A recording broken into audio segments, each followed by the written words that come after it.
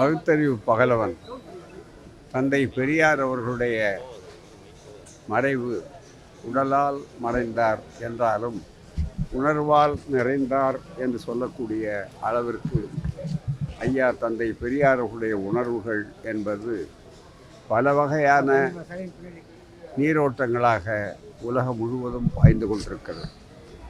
குறிப்பாக அண்மையிலே வைக்கம் நிகழ்வு, வைக்கம் கொண்டாட்டம், வெற்றி விழா என்பது இரு மாநிலங்கள், இரு அரசுகள் நடத்திய அந்த நிகழ்ச்சியிலே ஒரு பெரிய திருப்பம் ஏற்பட்டது. எல்லா இடங்களிலும் இருக்கிற ஒடுக்கப்பட்ட சமுதாய மக்கள் தங்களுடைய விலங்கை உடைத்து தீண்டாமை, பாராமை, நெருங்காமை இவர்களை எல்லாம் அழித்து ஒரு புதிய சமுதாயம், ஜாதியற்ற சமுதாயத்தை, வேதமற்ற சமுதாயத்தை, அடிமைகளும் அறியாமையும் இருக்கக்கூடாத ஒரு சமுதாயத்தை உருவாக்க வேண்டும் என்ற உணர்வை உண்டாக்கிய நிலையில் இன்றைக்கு அவருடைய 51வது ஆண்டு நாம் அனுசரிக்கின்றோம். நினைவு நாள். பெரியாருடைய மறைவுக்கு பின்னாலே இந்த இயக்கங்கள் இருக்காது, திராவிட இயக்கங்கள் அழிந்துவிடும், சுயமரியாதை இயக்கத்துக்கு வேலை இல்லை என்றெல்லாம் சில எதிரிகள், கொள்கை எதிரிகள் கணித்தார்கள்.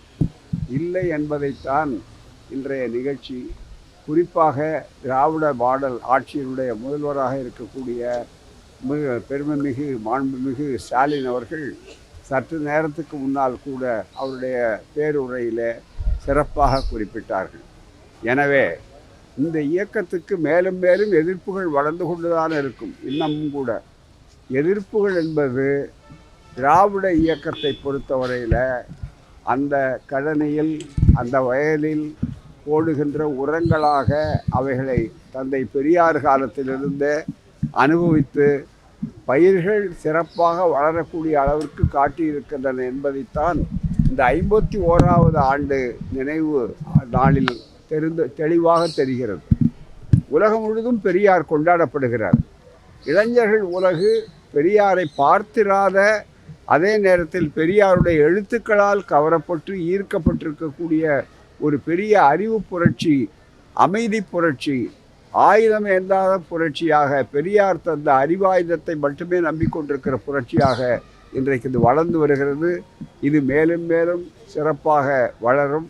பெரியாருடைய கைத்தடி எங்கெல்லாம் விலங்குகள் இருக்கிறதோ அவைகளெல்லாம் விரட்டும், உடைக்கும். அதுதான் இதனுடைய தத்துவம்.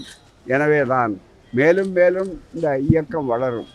எதிர்நீச்சல் அடிப்பது இந்த இயக்கத்திற்கு சிறப்பானது, வாடிக்கையானது, அது வெற்றி பெறக்கூடியது என்பதைத்தான் இன்றைய முதல்வர், இன்றைய நிகழ்வுகள், நடக்கின்ற நடப்புகள் இவைகளெல்லாம் தெளிவாக காட்டுகின்றன. எப்போதுமே அந்த எதிர்ப்புகள் என்பதை இந்த இயக்கம் தன்னுடைய 100 ஆண்டு கால வரலாற்றிலே சுயமரியாதை இயக்கம் சந்தித்து தான் வளர்ந்திருக்கிறது.